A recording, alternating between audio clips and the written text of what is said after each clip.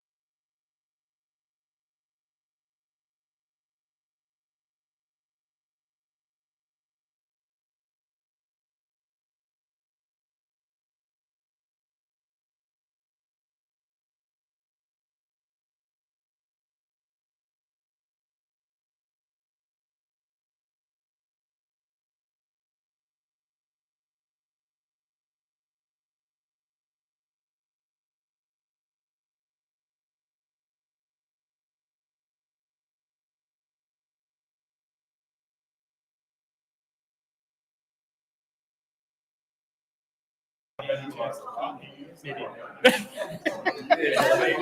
Yeah, you guys failed.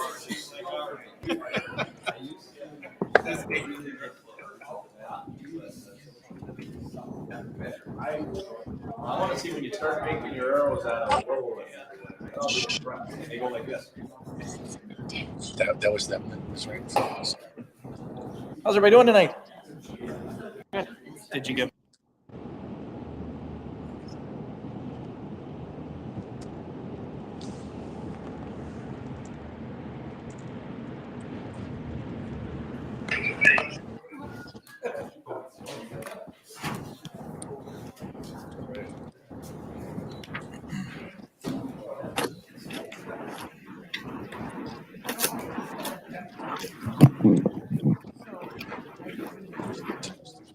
Guys in the ditch. Are we keeping you busy, Jeff?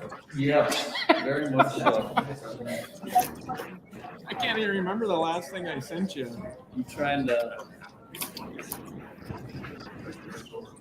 Was it? Oh, this.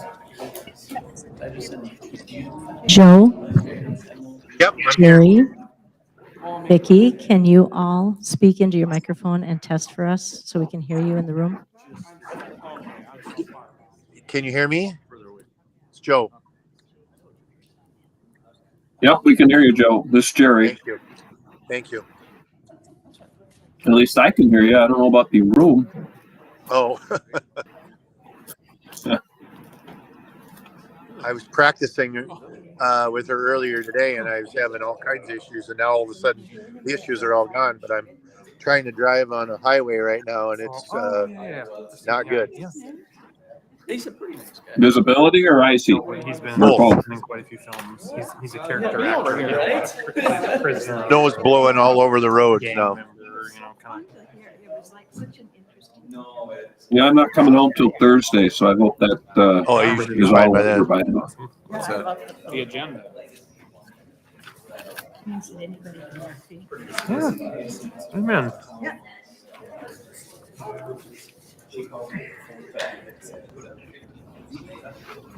You're trying to figure out.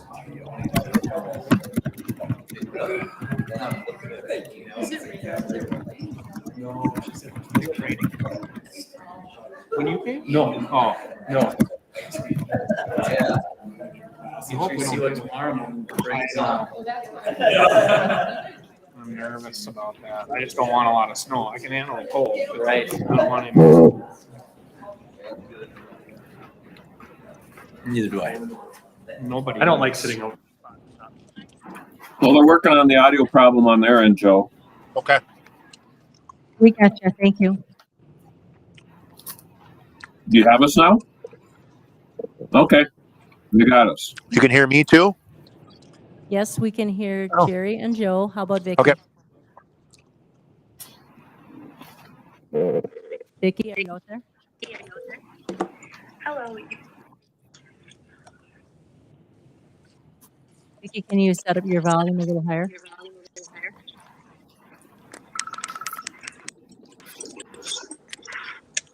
Hello. We can hear you, but you'll have to speak into your microphone. Okay. Can you hear that? Very softly is what we can hear you, Vicki.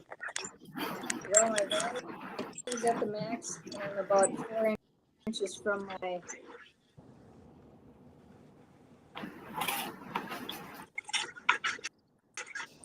You know what? See if that works.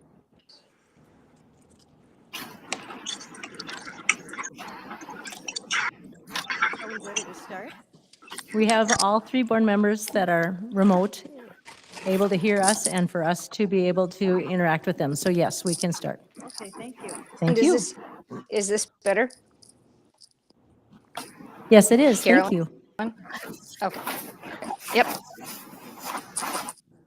All right, let's call the meeting to order. Would somebody like to make a motion to approve the order of the agenda? Yeah, we have no changes, Madam President. Okay. So do we need a vote on it or not? You do. Okay, are you going to poll? Yes, I can. Move to approve as presented. Second. Second. All in favor? Commissioner Hill, Aye. Commissioner Deutsch, Aye. Commissioner Rosted, Yes. Commissioner Dawson, Aye.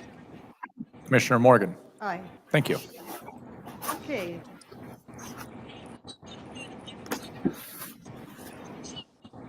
All right. Here the instructions are right in front of me. Okay, let's look at the consent agenda. And see if somebody would like to make a motion to approve. We have the minutes, we have the January bills, and we have the bids for forestry truck, a forestry truck and chassis. Motion to I'll- approve the consent agenda. Second. Second motion. Any further discussion? Commissioner Hill, Aye. Commissioner Deutsch, Aye. Commissioner Rosted, Yes. Commissioner Dawson,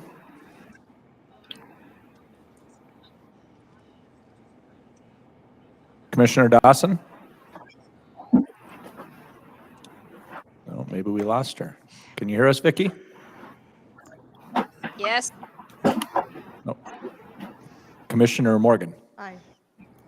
Thank you. Recognition of the audience and public comments. Do we have any people are interested in speaking? Okay, then I think we can skip that. Is that right?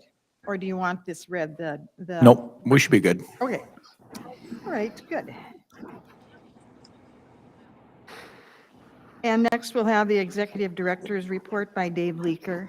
Thank you, Madam President. So we are trying something a little bit different tonight with our expanded directors group.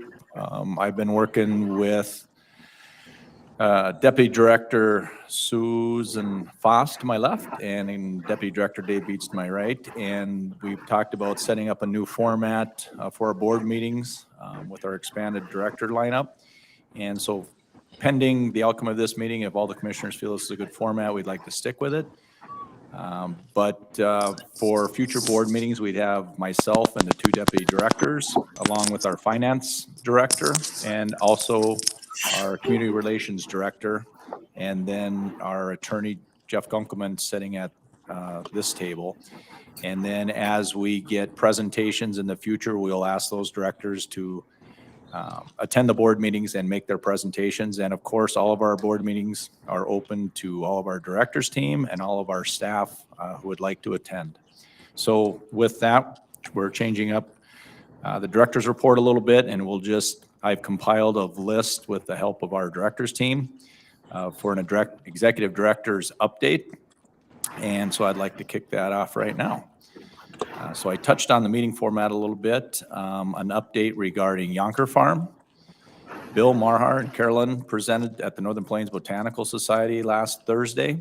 The Northern Plains Botanical Garden Society Board approved suggestions for trails, material access, deliveries, parking, meeting space, and future growth. They were invited to the February 21st public input meeting regarding the Yonker Farm Master Plan. Carolyn also liked to let the board know and the public are invited to the February 21st public input meeting on Yonker Farm. It will be held at Broadway Station, which is located at 1461 Broadway Street North. And that meeting will be held between 6 and 8 p.m. There will be a brief program to update the attendees on the information that has been gathered and the drawings that have been prepared. Following the brief programs, everyone is invited to share their feedback on draft designs. We have invited all the stakeholders and individuals who signed in at the first meeting. Ads are scheduled to run in the forum and on social media. The final documents for the master plan are expected to be available in May, and then we'll make our presentation to our commissioners. Could I ask, how many Yep. people do you have on that list of the attendees at the last public meeting? I don't have that information. I wonder if Carolyn would have that offhand, or we can definitely find it for you. I believe we had 25 or 30 that actually signed in. I can't guarantee that everyone signed in. Okay, well, it was such a great turnout. I was really impressed, which means there are a lot of people who are interested in the project. Yes, and we sent it to all of those folks, plus the previous invitation list that we had, people that were interested in Island Park Master Plan, other additional stakeholders that we found. Plus, there'll be advertisements in the paper. There's social media posts right now. So we're trying to get the word out as to the group, knowing that this is a long weekend for schools. And so hoping, plus we sent it out to church groups. So that's why we're inviting folks today, so that they also hear it here and share it with their friends. Thank you. Thank you, Carolyn. An update regarding the Island Park Master Plan. Moorhead State University of Minnesota seniors, art students, and the NDSU Advanced Landscape Architect students have been invited to participate as teams on a class project to help create an amenity for Island Park that will create positive interaction with green space for the community wellness. This is part of the recommendations included in the Island Park Master Plan. It was originally proposed by the Kiwanis Club of Fargo. It is a partnership with the club and the district. Projects will start this month and will conclude April 2023. The goal is for students to produce ideas that could be supported by Kiwanis fundraising efforts and installed in the southeast section of Island Park. That's the portion of the park that's just across from Prairie St. John's. Any questions related to that? We have an update on Rose Creek Golf Course and our new restaurant vendor down there. Rose Creek 19th hole is working on remodeling the grill kiosk, the sign on University, and some painting repairs upstairs. Carol mentioned we are beginning to get calls, and we are forwarding them to Andy with the 19th hole. So all's going well down there, and pending the storm tonight, we hope to, well, I won't even say because I don't want to jinx us. So a couple staffing updates. Isabel Sinkler has been hired as our aquatics and recreation supervisor. She started on January 16th. Cade Merrigan has been hired for a concession supervisor. He started this past Monday, yesterday. Eric Smith has been hired for the first assistant at Edgewood and Elzagle with a start date of March 27th. Cindy Kaufman has been hired as our horticulturalist assistant. She will start on February 27th. William Lyons has been hired as our network administrator, and he will start on February 27th. Also related to staffing, interviews are going for an open park maintenance position. Interviews concluded for the parks director position this afternoon. Our next steps would include a second round of interviews or extending an offer. So we look forward to hearing what's next on that. Applications have closed for the Fargo Parks Sports Complex director position. So interviews will be set up over the next several weeks. And just personally, I know we had quite a few applicants and very qualified applicants. So that'll also be interesting to hear how they panned out. Application How many closed total tomorrow. applications? Dave, how many total apps did you get? 27, Commissioner Rosted.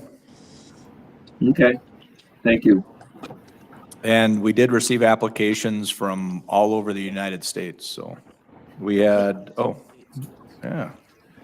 Dave Beats actually we received applications from South Dakota, Minnesota, North Dakota, Colorado, Florida, Virginia, Missouri, Kansas, and Minneapolis. Yeah. So yeah, At we got first some blush, great interest in it. I was going to say, at first blush, can you see if they've had experience with a multi-use facility like this, any of the applicants? Yeah, I think we have some very high qualified applicants. I don't know if they necessarily have, say, experience at the one in Woodbury or that one, the St. James out in Virginia that we toured as part of the National Recreation Park Conference, but they've got a wide variety of experience and related to large venues, some university systems and their wellness centers. So I don't know if anybody wants to add anything.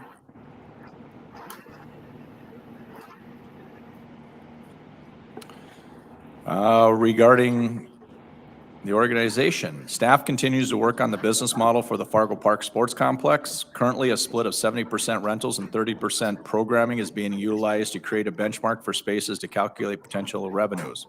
Work is still being done to establish staffing levels and actualize expenses for utilities and building operational costs. As we move into the budgeting for 2024, we will bring these staffing and expense-related costs ahead to be planned for the opening of the complex.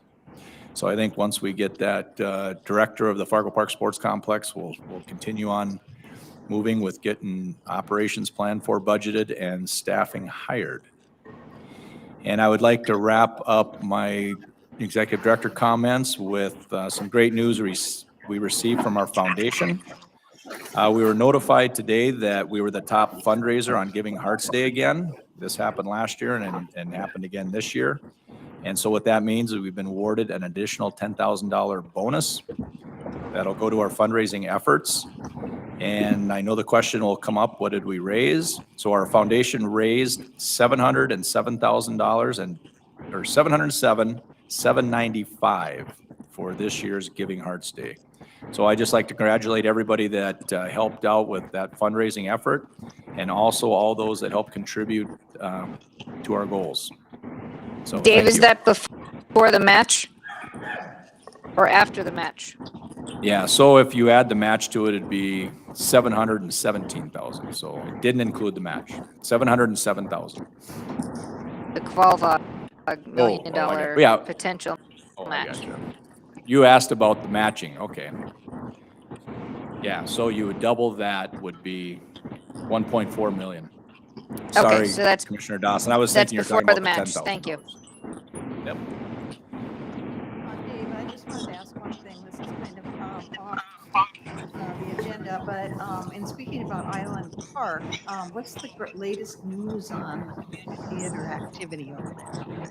So the last I heard is what I included in probably a Friday overview several weeks ago, is that Fargo Moorhead Community Theater is working on the multi-use facility to the north of us across the railroad tracks with the city of Fargo in their parking garage. And if you're asking what are their plans regarding Island Park, right now, I believe they're going to, essentially put all their eggs in their indoor facility right now. So I would say that the outdoor venue over there, we would just get that reclaimed, seeded, and go back to natural green space. I don't think they have any plans to redraft that lease at this time. Thank you so much. You're welcome. Quick question on Giving Hearts Day before we go forward, and maybe if somebody can answer it, but how many total donors or investors did we have? Do we know how many total, and then how many returning / new? We had over 80 individual donors this year. Over 80 individual donors, okay. And we're going to run through those numbers as far as how many returning donors. I know it's pretty high. I mean, recognize a lot of names have been called to thank you. So some new faces, but definitely some returners. So Good. I can send that out though. Yeah, and kind of average gift or median gift, or some of those kind of stats. But yeah, great job, Craig, and the foundation team and the marketing team. That's awesome to be the number one. And Craig, what threshold did you what donor? How much did you have to give for you to make a phone call? Can you guys hear me? Commissioner Dawson, to answer your question, we typically do our best to get as far down the list as possible, and I think everyone that gave over $20, I believe, got a phone call. I think I have a couple of phone calls yet to make, but we got through quite a few of those. Special thanks to Jerry Rosted for volunteering to make some calls. Stacy Griggs from our foundation board made a bunch of calls too. So yeah, it's been a good tradition to call our donors and thank them and give them information on our projects. So it's worked out great. Great. Thank you very much. I wanted to ask, how many years have we been doing this? I think it was just recently, isn't it, that we started doing this? This is just year 3. Yeah. So we've had good success. It certainly helps to have such an impactful community project we're working on at the scale. But I think we have a good handle on this event, and it's an exciting day for many reasons, to see our community give in such a profound way, but to see people support our mission and our projects, very inspiring for us as staff and the foundation. Excellent feedback. Yeah, thank you. Yeah, and then I thought this is what Vicki was asking, but to get into Giving Hearts Day, I think there is some kind of, don't you pay a fee, and what else is required? So there is a little bit of a process. I believe there's over 560 plus charities that partake. So there is a minimal registration fee. There is some software if you use DonorDoc and stuff like that. The training they give you there is incredible. If people that want to, really excel that day, there's constant trainings that are going on for people which we've attended for, early on. I think the next training starts next month for next year. So it's just an incredible, DMF and their group is just knocked out of the park. I mean, they had their passion for this and how they help people reach their goals, unparalleled in my opinion, what they do. Excellent, thank you. Commissioners, I would also like to add, Susan gave me the totals for Valley Senior Services for Giving Hearts Day, and they raised $57,534.27. So thank you, Susan, for bringing that to our attention. And then just one other item I'd like to add that I missed when I was talking about the meeting format. So it's been discussed with commissioners that they really appreciate that interaction with our Fargo Park District staff. And an idea that Dave, Susan, and I have been talking about is doing something similar to what we do with outside groups and agencies, giving a presentation at our board meetings. We'd also like to extend that invitation to maybe our different departments throughout the Park District. And so maybe every month we would have a different department come and present and allow the commissioners to meet them and ask questions. So we think that's a great opportunity for the commissioners to get to know our staff and our staff get to know what we do at the commission meetings. So sorry I missed that, but I'm glad I caught that. So that is all I have. I think that's a great idea. I think that's a great idea, Dave. Thank you. Yeah. Dave and And Sue. I very much appreciate too that we've had such interesting guests who have come to make presentations so that the board can learn more about some of our partnerships and some of the things that groups going forward that we work with. So I'd like to introduce Odin Helgerson. He's from the Sandhills Archery Club, and we do have a bit of a partnership with them, and I'd like to hear all about it. So you're right up there.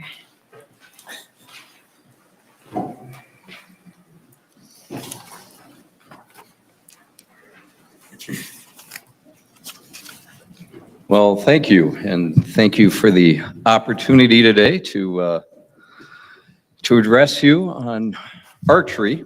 And I'm going to start with a little bit of history, and it's probably more than you would think.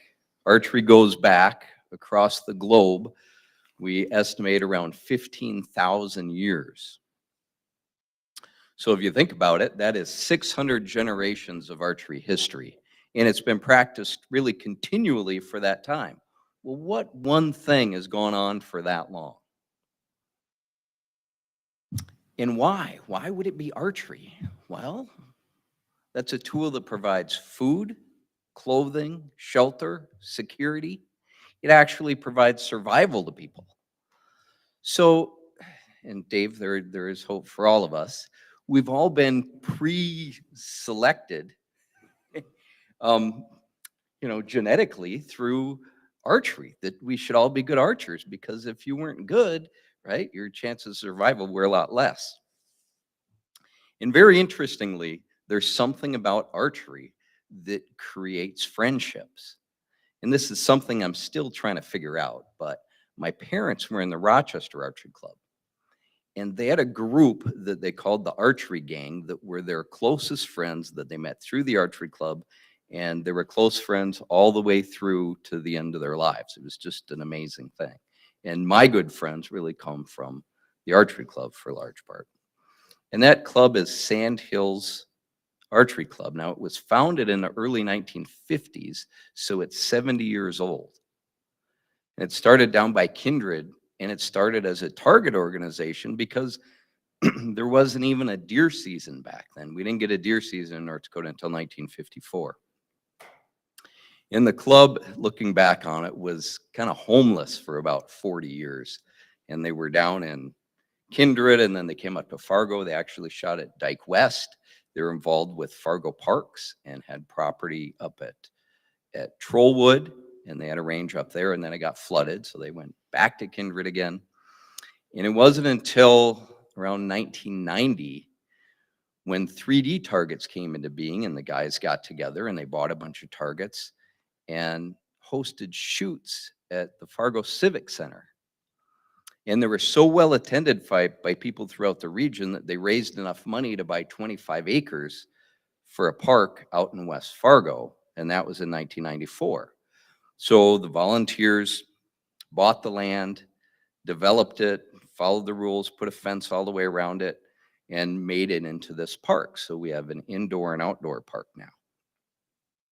And we can shoot 30 yards indoors. And we have about 500 to 600 participants that are members.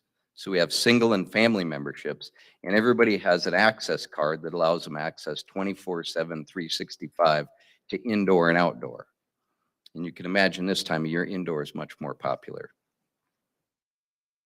And we impact about 2,000 people directly that come and shoot as members of the public or come to our events throughout the year. And it's going to go up because we've got a couple things going on this year where we're going to be at the Fargo Dome during the Sportsman Show, and we're going to have opportunity for the public to shoot there. And we're working on an organization or an arrangement with NASP, which is National Archery in the Schools program. It attracts such a wide range of people. I go out to the range with my wife, who's over 60, and a grandson who's under 10, and they shoot archery together on a very level basis. And I started him shooting at 3 years old in the garage, shooting balloons. And there is just an archer at Las Vegas, which is a national shoot. And he started shooting at age 95. And this year in Vegas, he was 101. And they interviewed him after the shoot. And his last words were, "I'll see you next year." And we also just had a blind group. We had a group of blind archers at the club, and it was amazing. They just loved it. It's something they can do entirely on their own once it's set up. And they could hit about a foot-sized circle at 10 yards with a bow. So it was very impressive. In 2017, the club was looking at raising money, building a building. We were looking at about $3 million and started talking to partners. And then we found out from the city of West Fargo that they had different plans for us, and we were assessed about $1.5 million in specials. So we're now paying about $100,000 a year, and it's kind of put a crimp in our building plans. And we think, so we haven't started that building yet. We're still of our original building. And the thing that I think we've really missed is the economic impact of bringing shoots in that we can bring more people to the community. And then the NASP that I mentioned earlier. Statewide, there's about 15,000 kids that participate in National Archery in the Schools program. And as I understand from Jeff Long at Game and Fish, he's a NASP coordinator, there aren't any that come to the events from Fargo or West Fargo. Well, there's about 1,500 kids that participate in our school systems. They don't translate to the events. And we think it's because it's lack of equipment, lack of places to shoot. So we're looking to solve that issue as a club. So if you can think of a group that really purchased their own land, runs it, operates it, opens to the public, if you want to talk to us about any kind of future plans, what we might try to do, we're all ears. And I know Dave Leaker and Craig have my number, so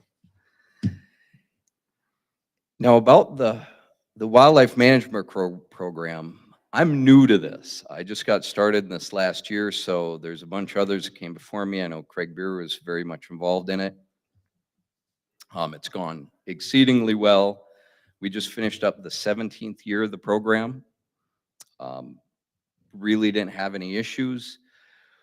Had a couple people that had questions and concerns, and the way I approached them was with kindness, attentiveness. They wanted attention, and then really humility. They don't know what's going on, and I can't assume they know anything. So to be very careful and answer all their questions, and actually turn them into really friends of the program. So that's part's gone exceedingly well. And just to go through the schedule, this time of year, the season just ended on January 31st, and we're working on a survey. So everybody has to fill out a survey, and we have a whole list of questions. And Officer Matt Sanders has handled this in the past. I just talked to him today. He's part of our group. We'll help with this going forward. And so these are kind of his notes in this part of the year I haven't gone through. In March,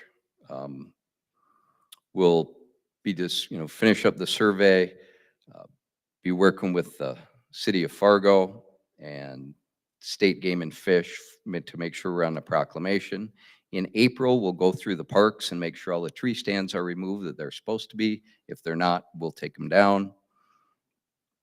And then in June, we get going on this year again, where we conduct the sign up electronically. And then we have the training sessions. They're hosted out at Sand Hills Archery Club, where then we take the people that are selected through training, and then we have them shoot and pass the proficiency test, and then assign them to their parts of the city where they will participate. And then the program really starts with the opening of archery season 1st of September, runs through January. And an amazing thing about this is the participants are so passionate about it and enthusiastic that they love this program and really want it to continue. So it's kind of a self-regulatory group. So if there's any concerns, they bring it to our attention and we can address them. And that's really it. Are there any questions that anybody has?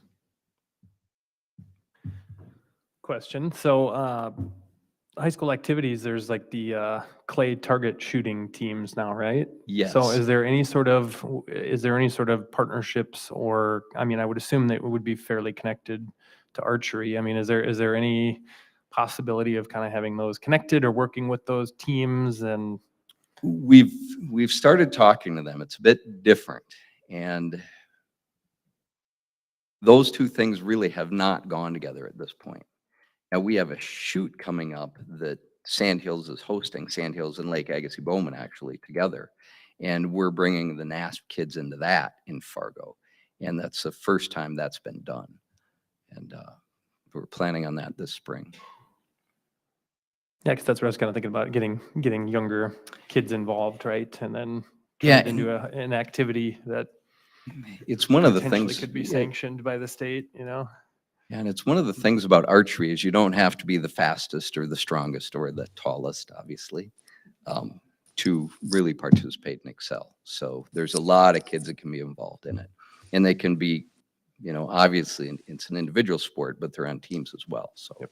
Yeah, and fishing as well now has become, I don't think it's officially sanctioned yet, but there's metro high schools that have fishing teams. So especially in North Dakota, it seems to make sense to have, archery, shooting, fishing as sort of alternative activities for, not everybody is going to fit into traditional sports. And so these type of things I think are beneficial for youth to be on teams. And yeah, and archery is, is very cost effective. As I say, archers are cheap. They reuse their bullets. So Odin, makes this it is Vicky Dawson, and I think this is fantastic. Referring to is the trap shooting and the fishing league that are basically viewed in the state of North Dakota. And I know a couple of the people that got some of those things going. So if there's a way connected on how they got themselves through the gate, by all means, let's let's figure that out, because you don't need to be a certain height, certain weight, certain strength, but you get all the great part of a team and accountability and responsibility that, and even just the competitive on a team. Yes, absolutely. And there's a lot of discipline involved, a lot of good skills, and to be able to, operate under pressure in front of a target line is takes a lot of skill. So Yeah, I just noticed out in Lake Park, I was just looking at their curriculum one day, and I noticed that they had a lot of activities such as this archery and fishing and things that people would naturally do out in the lake area where they have a lot more space. So I just thought I was really inspired by that, because it's really supporting the kids in some different ways than we have traditionally in schools. So I'm all for it. yeah, we've had, not only the blind group, we've had other handicap groups out at the club, and it's, it's amazing to watch them. It's inspirational, and they absolutely love it.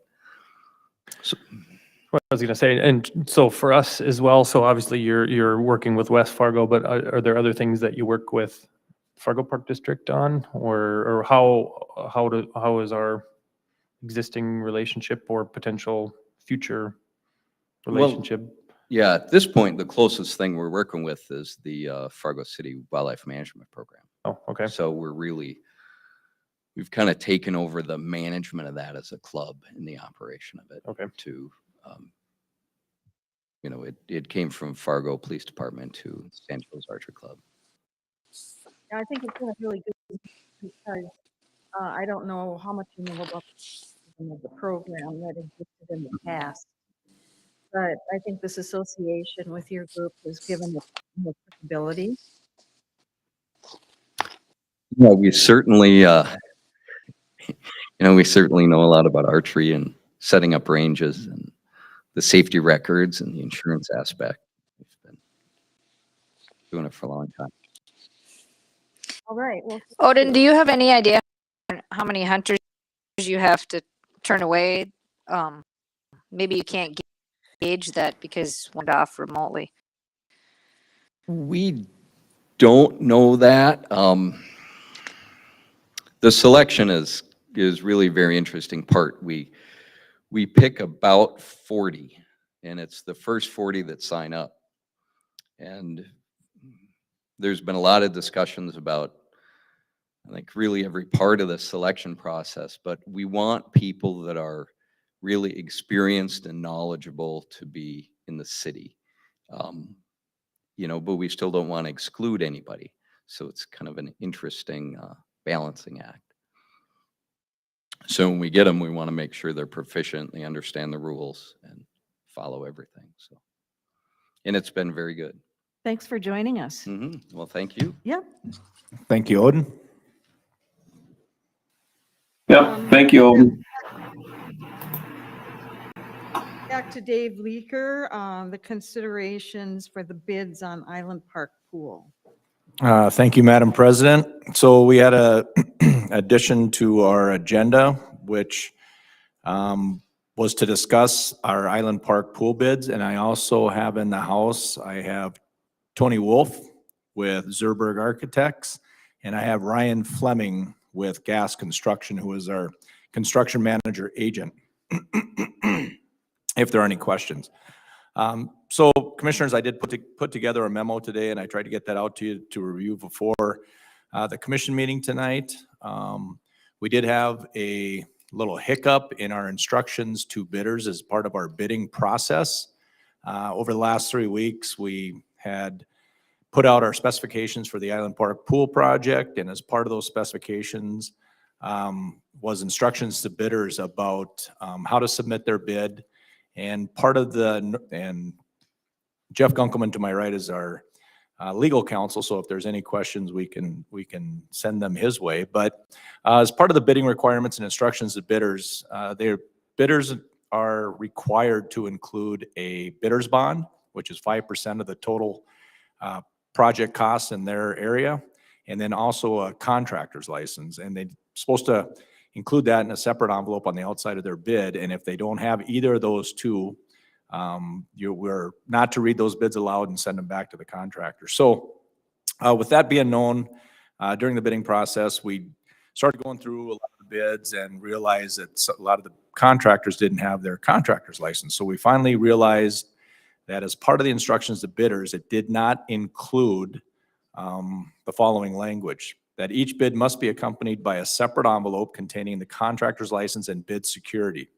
It did include the bid security, but not the contractor's license. So after, checking thoroughly with the instructions that we sent out, looking at the North Dakota Century Code, consulting with our attorney on the best way to move forward, we had about 23 bid packages. So, for example, consider masonry as a bid package. Pool basins is a big package. Fencing is a bid package. So we had 23 disciplines that were included in this bid package. And after we opened the bids we could, and then the ones we couldn't, we knew the contractors, but we didn't know what their bids were. We had 8 packages that met the requirements of the Century Code and included their contractor's license and their bid bond. So we reviewed that with our staff, Dave, Susan, myself, Brock, and Tyler. We reviewed these with our design team, which is Tony Wolf and Ryan Fleming, and then also met with our attorney. And in all these discussions, we kind of came up with a plan to move forward that we thought is the most fair way to move forward and meets legal requirements. So as part of our memo and part of our recommendation, and I'll just get to the point and then we can open it up for questions. Since eight of those bid packages met the requirements, and I'll read those off here. It is 3A concrete, 4 masonry, 5B metal fabrication, 6A general work and labor, 21 fire sprinkler, 22, 23 plumbing and HVAC, 32A asphalt and milling overlay, and 32B concrete paving. So all of those bids met those minimum qualifications, so we opened them and read them aloud. And so what we'd like to do is hold on to these bids, move them to our facility committee meeting in February, just to review them, and we'll vet them. And then we'll decide how to move forward on them. But then the remaining bid packages, so a statement just, staff recommends that we reject the following bid packages due to improper bidding instructions, which did not allow for these packages to be competitively bid. And that's one thing as a government agency, we always want the most open and transparent and competitively bid projects possible. So these packages, the remaining of the 23 is 7A, which is EPDM roofing and sheet metal, 7B metal roof and wall panel, 7C caulking and sealants, 8B aluminum openings and glazing, 8C overhead doors, 9B gypsum board assemblies, 9D painting and coatings, 9E epoxy concrete flooring, 13 pool construction, 26 electrical, 31 electrical site demolition, 32C site fencing, 32E landscaping, 32F artificial turf, 33 site utilities. So we just feel with the misinstructions that these packages didn't have a chance to be competitively bid, and our recommendation would be to reject these bids and then allow staff to rebid them in the coming weeks. And if once we get these rebid, we would include them with the 8 previous packages and then bring them to, I believe, the March facilities meeting for consideration, and then potentially move that on to the April meeting. So with that kind of analysis and history, I will open it up to any questions to commissioners. So just to clarify, the 8 package are moving forward on, everyone who bid on those packages met, and the 15 packages, we had at least one bidder each of those meet the requirements.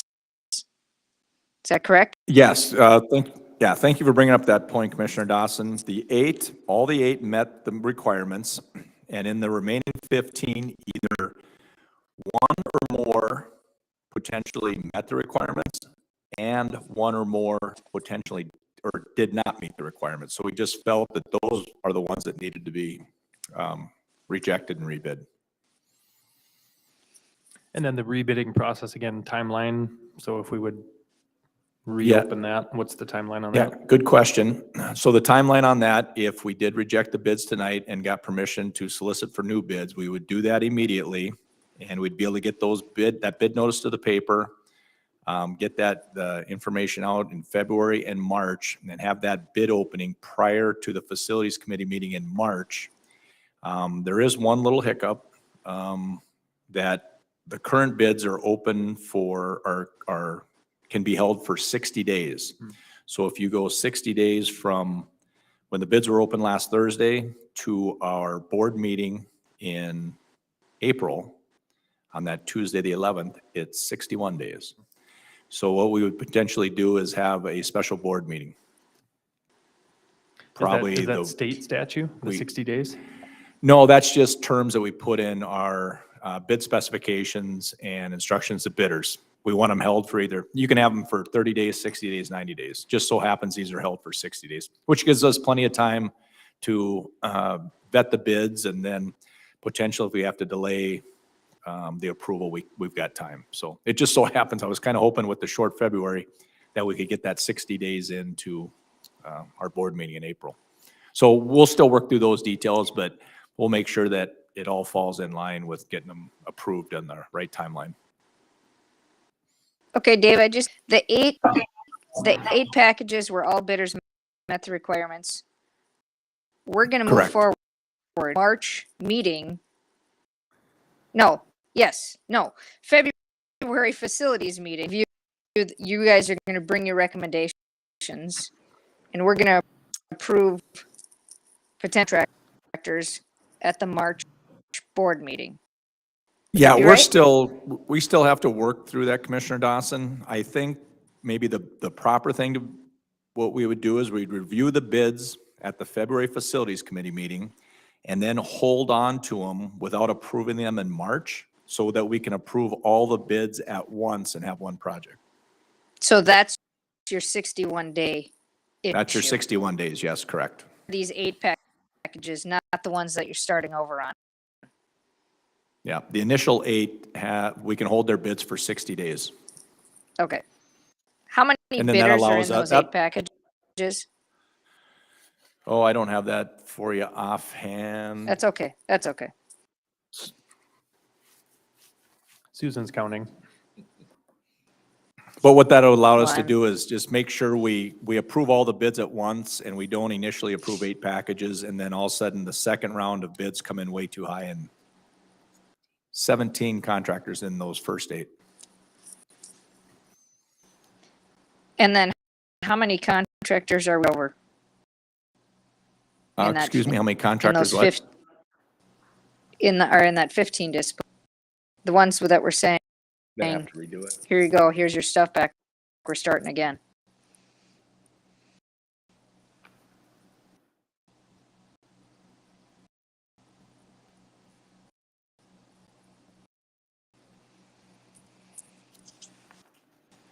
Susan's I was counting. just gonna say, awkward Right. silence. So the bid opening would be before the March facilities meeting? The bid opening Is would that be right? prior to the March Facilities Committee meeting. Okay. 36, Commissioner Dawson, in the remaining 13 packages. Thank you. Thank you. Them. Okay, so this would be essentially two separate votes, essentially, right? Yes, I think what we would look for is two separate motions, and correct me if I'm wrong, Jeff. You could potentially, sample motion would be a move to reject bid packages as presented. So that's 7A through 33. And then a follow-up motion, once that's approved, move to allow staff to solicit bids for the following packages, 7A through 33. Excuse me, would someone like to make a motion? I'll move to reject bid packages as presented. Yeah. You want me to read off all of the numbers and letters? You could just go 7A through. I'd just read them off quick, Okay. just so there's no Yep, yep, confusion. Yep, I got I it. So agree, I'll just say like, Because 7A Yep. through 33 doesn't work. got it. So I'll move to reject bid packages as presented, 7A, 7B, 7C, 8B, 8C, 9B, 9D, 9E, 13, 26, 31, 32C, 32E, 32F, and 33. Bingo.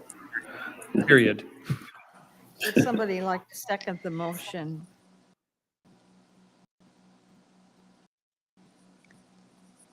Second? Yeah, I'll second the motion. Further discussion? Yeah, I'd like to, I just have one question, and, you know, we all make mistakes. Heaven knows how many I've made over my years, but this seems like a pretty simple mistake, and I'm curious if Zerberg could would at least give us some explanation as to what they found in terms of how this happened. Because this sets us back, and it seems to me that it's a pretty elementary mistake, and that over my years, and maybe it was just that simple, but I would like to hear from them. Tony is coming to the podium, Jerry. Yeah, Jerry, to answer your question, we went back and looked, because my initial response at the beginning was, this is the same language we use all the time. You know, we've been using it for the 15 years that I've been at Zerberg Architects. What we found was on this particular project, the way we write specifications is you turn things on and off. And for some reason, when we turned on that section for North Dakota projects, that paragraph was not attached with that button, essentially, that we push. So it was that's kind of the programming behind it. The longer answer is that, you know, we reviewed it internally, GAS reviewed it, and we just that word license was missing, and really we all missed that upon our review. Thanks for stepping up and answering that question. Put you on the spot a little bit. Oh, that's all right. I was kind of expecting it. So, Thank you, Tony. Any other questions or? Just someone want to second the motion? Vicky did. I Vicky I did already second. have. Okay, all right. I do So, want to, I also want to comment though.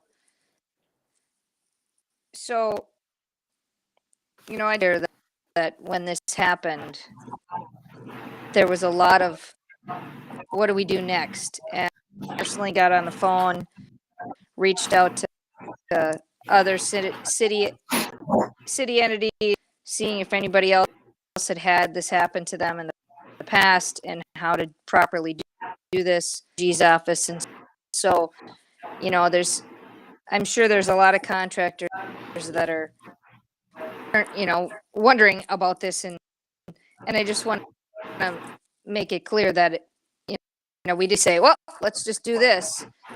There was a lot of thought that went into it, decision on how to move forward in the most fair way, and make sure that everyone who wants to bid and be part of this project is treated as fairly as everybody.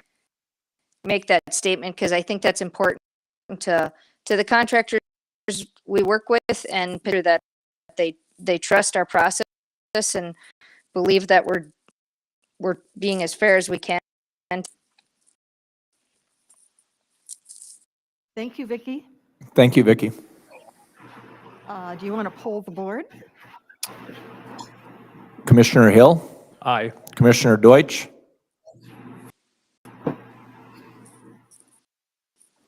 Commissioner Deutsch. I wonder if he got disconnected. Looks like he's online. Yeah, it looks like he's on. Commissioner Deutsch,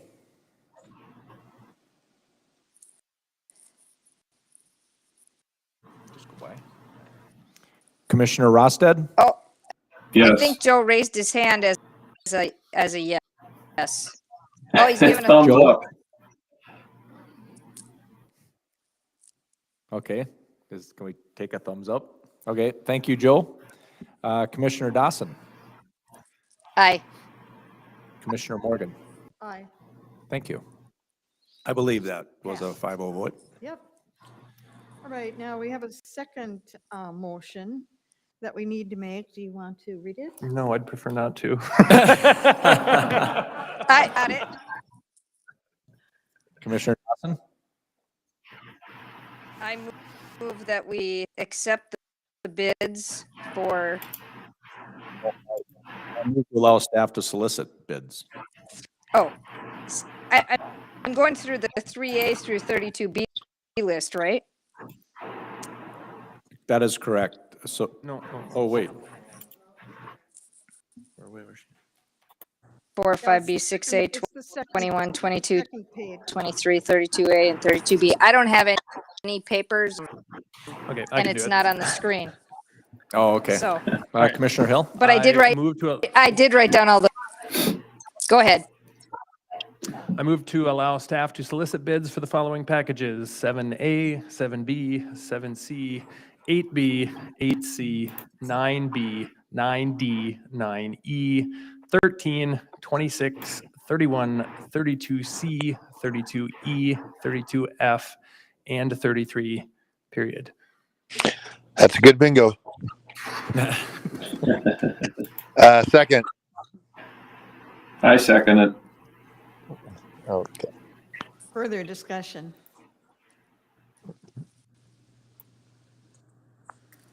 If none,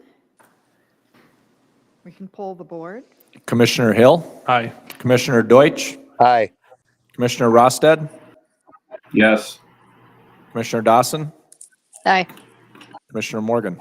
Aye. Thank you. And then to clarify, the other ones that we're moving to the facilities meeting, we don't have to take action on that. Okay, That is correct. to clarify. Thanks, Aaron. We will put a bid schedule together and how we'll handle this tomorrow, now that we made these, have direction. Correct. Thanks, Dave. Someone like to make a motion to adjourn? Motion to adjourn. So moved. Thanks, everyone. All right. Have a good night, everyone. See ya. Yeah. Happy Valentine's Day, everybody. Thank you. Thank you. Happy Valentine's Day.